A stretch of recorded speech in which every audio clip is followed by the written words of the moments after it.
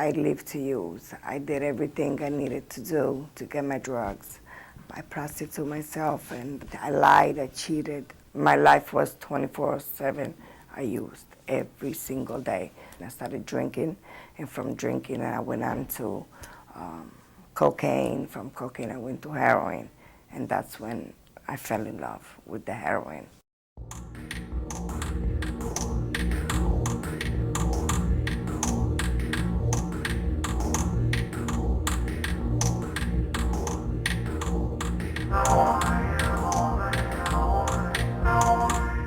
The heroin epidemic is growing and becoming more severe, and that's due to a number of reasons. Heroin is becoming more potent, increasing purity. Cost has actually gone down. Availability has gone significantly up. And part of the increased availability is due to the decrease in social stigma related to heroin use. The people that previously would never have considered using heroin because they would have been forced to use a needle, now we're able to snort or inhale that substance at a party, and it was far more easy for them to have that initial experience. Other stats that I think are important to look at is that over the last several years, we've had at least close to 1 million new OxyContin and other pain medication abusers who've just begun. Why do people use opiates? People use opiates for a variety of reasons. I used to forget. I didn't want to feel pain. I used to belong. One day, I was trying to buy some Coke because I used to freebase, and the guy didn't have none. And so instead, he told me, he said, well, why don't you try this instead? He said, this is better. And me, you know, the knucklehead, I just, you know, always, anything that will get you off or get me high is what I did, you know. My life was that because I got in so much trouble, I couldn't really get a job, and that was very painful for me. You know, I tried, I mean, even when I tried, you know, I was getting turned down, so whenever I got frustrated, the first thing I would do was pacify myself. And that was the way I would pacify myself, was to get high. But what we find is for folks who use opiates in a chronic and enduring manner, they start using opiates for other reasons. It takes them out of the withdrawal, so they're constantly looking for it, just not to feel that sickness in the withdrawals. I mean, I'd be sick for those 2 days. I mean, throwing up my guts. I mean, I'm talking about holding on to the tub and all the green bile coming up. I mean, I'm talking about seriously sick. And you would think that would be enough to stop you, but it wasn't. It wasn't. The most striking evidence to myself and my colleagues is when we have folks who come to our clinics who have tried everything else, who have tried to stop on their own, who've been encouraged by family members and friends to just give it up and leave it alone, and who have finally come to a methadone program and said, I can't do it myself. I got tired. I got tired of not having anything. I got tired of leaving here, there, and everywhere. I found out about the methadone program by my husband. He introduced me to the methadone clinic. He was willing to help me. He told me that it was a better way of living. I wanted to change. I was tired of the kind of life I was living. Methadone is an FDA-approved medication for the treatment of opiate dependence. It's a white, colorless, odorless substance that's typically given orally, mixed with juice, and consumed by the person in recovery. There's 4 important functions of methadone. The first is to prevent withdrawal symptoms. Methadone detox is geared towards getting someone comfortably and safely through the period of withdrawal from the opiate of abuse. The second is to significantly reduce or ideally eliminate the cravings for opiates. It's an opiate agonist medication, or a replacement therapy. It is actually an opiate itself. And while that causes some controversy for folks, what it does is it replaces the need, temporarily, for heroin. The third is to prevent the brain's ability to process additional opiates. It saturates or takes up all the places in our brain that heroin can go and act and make someone high. And if there's enough methadone there, it's like putting out signs in front of hotels, no room, no vacancy, no room at the inn. And the person learns that they're not going to get anything out of heroin. And the fourth and very important final function is that methadone is believed to normalize brain functioning. Some of the evidence that we've garnered over the years is that there are semi-permanent changes in the brain after many years of chronic opiate abuse or dependence that leaves the currently opiate-dependent person highly vulnerable for relapses. And what we believe is that methadone actually, once a person in recovery is stabilized on methadone maintenance treatment, that over time that their brain functioning actually returns to a normalized state of functioning. The criticism that is often levied at methadone-maintained patients, and that is, you should do it on your own. You should stop using heroin or whatever drug on your own. It's not true recovery if you use one drug to stop using another. Well, in a perfect world, we'd love for folks to be able to just leave these habits alone, or to get minimal treatment, or just some time-limited exposure to a medication. The fact of the matter is, however, is that only a small proportion of opiate-dependent people can do that. And a smaller proportion still can do it completely on their own. That monkey made me weak that I took that shot. I took that hit. When I took that hit, it was a hit, another hit the next day, and a hit the next day. Within a week, I was hooked again. I ran back down to this program, and I begged them. I said, put me back on this program because I don't want to bottom out. Then when they let me back in, I was so grateful to be back in this program again. It is for this kind of patient that we use medications, so that what their brains cannot help them do on their own, a medication can. So what happens when someone enters a methadone maintenance treatment program? Well, the first thing I'll say is they get more than methadone. They get a whole lot more. They meet with nurses and physicians, psychiatrists and psychotherapists, and case managers who are often social workers. It's a full-service drug abuse treatment clinic. And the evidence suggests that methadone plus counseling, as well as the other services provided in the methadone maintenance treatment program, works far better for the opiate-dependent person than either one of those approaches alone, and better, far better, than opiate detox, meaning methadone detox alone.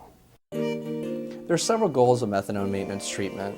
The primary goal really is to reduce or eliminate illicit substance use, to improve health and well-being of the people served by the treatment, to facilitate social rehabilitation, and this includes so many important things such as employment, reconnection with family, spiritual communities, reducing the spread of bloodborne disease and pathogens by sharing of needles like HIV, hepatitis B and C.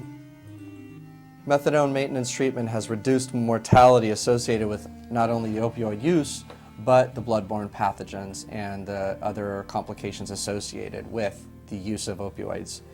And lastly, to eliminate illegal activity and the implications upon the community of opioid use.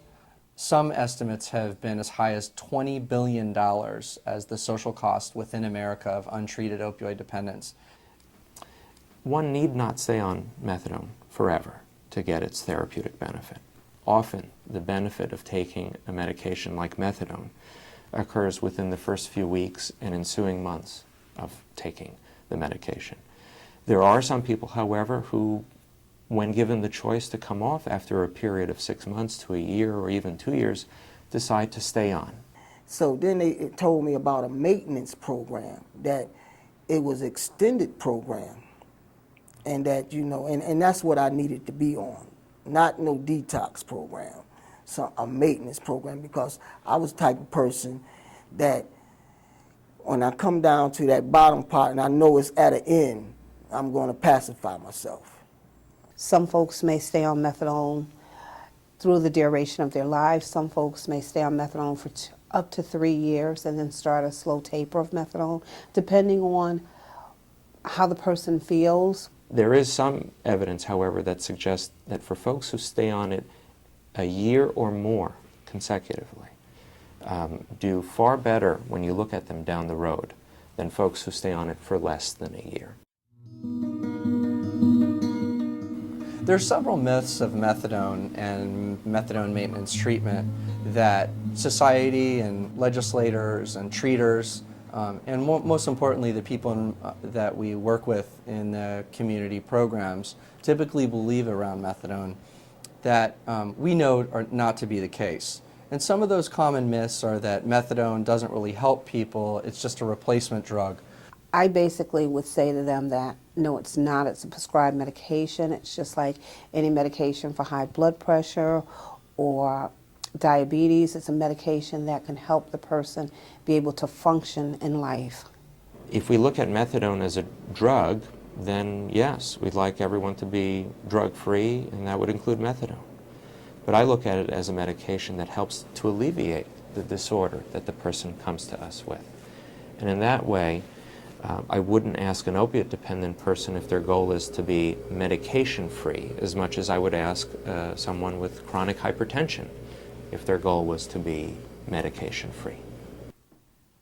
Another myth around methadone is that it keeps the person high for 24 hours or more. And it's simply not the case. When someone's given an effective clinical dose of methadone, they should have little or no impairment in functioning. Their mood should not be affected. Their reaction time should be the same as without the medication. And there should really be no physical implications of that medication. They may come to your group and nod out or look dazed or sleepy.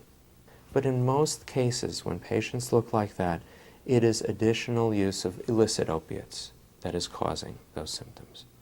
In some cases, people may be over-medicated, but by judiciously bringing their dose down, so long as they are abstinent from other illicit opiates, those kinds of side effects can be effectively and quickly managed.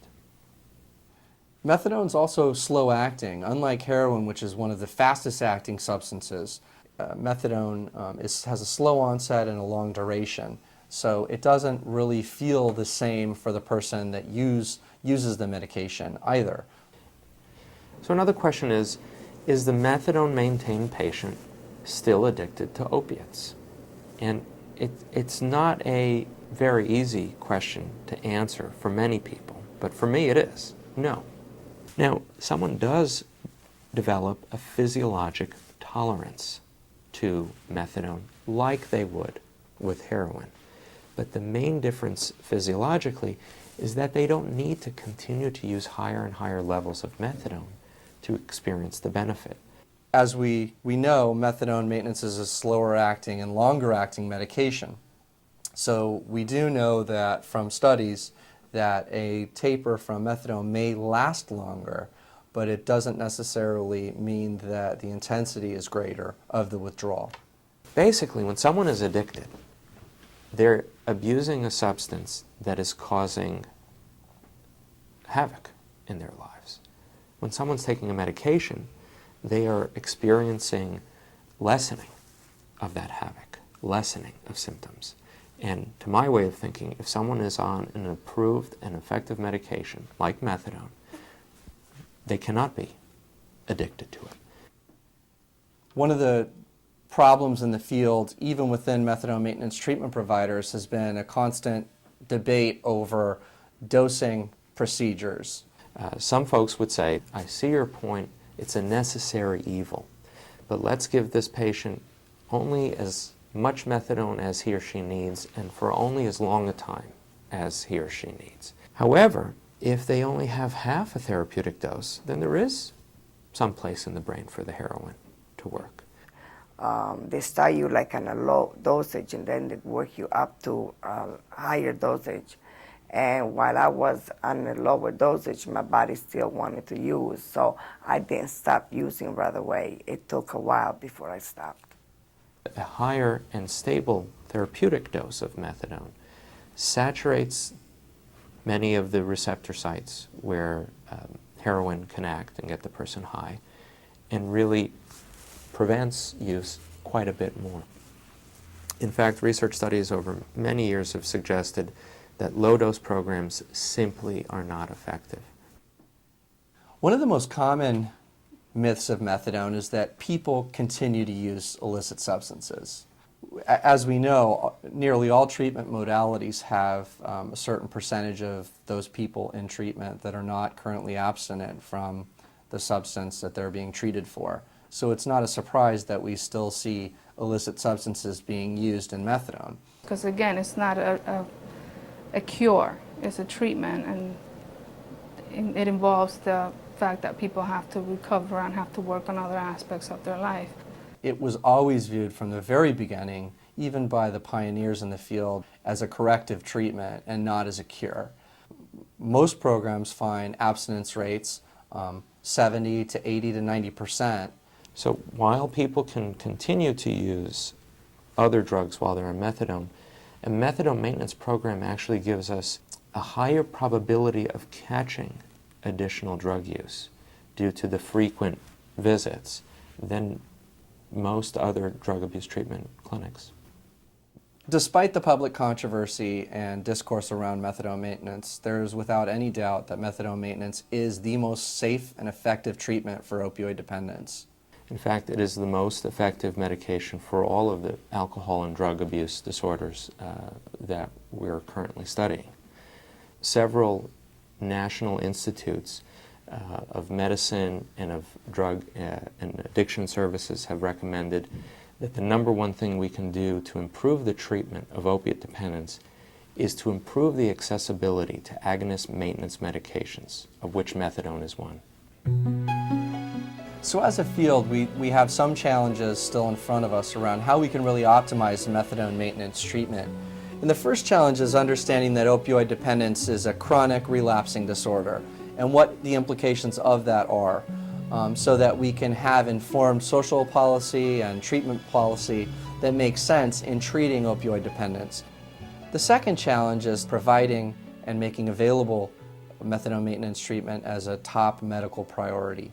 One of the most important things we can do to improve treatment outcomes for opiate-dependent people in our country is to improve accessibility to treatments like methadone.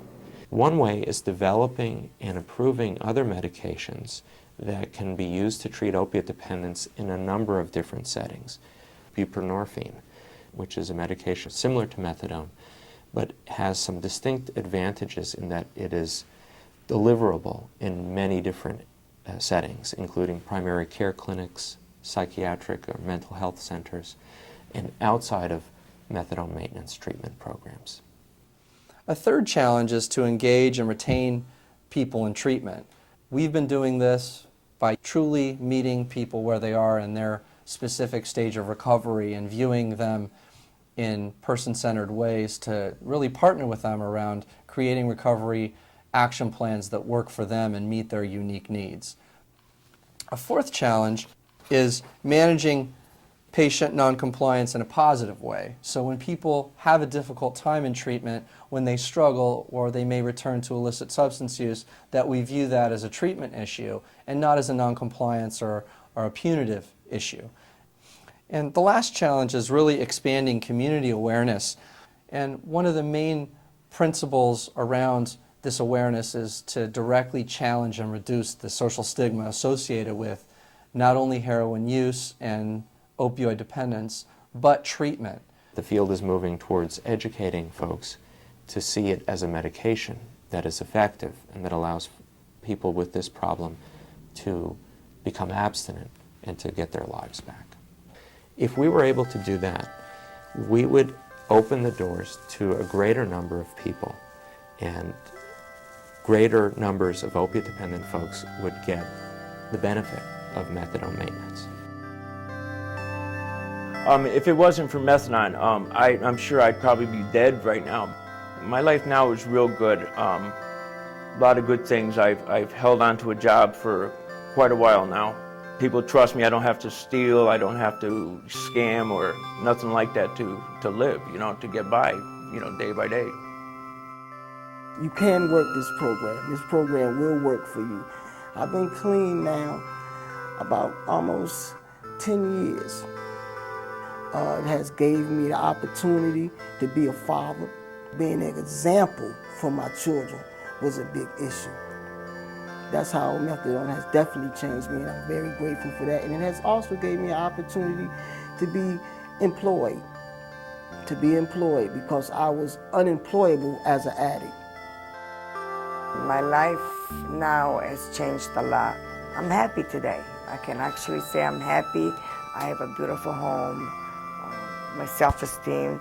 As a woman, I respect myself again. I work. I live a clean life. I have goals today. I don't have to do anything to belong. I just love the way I am today, the person I became.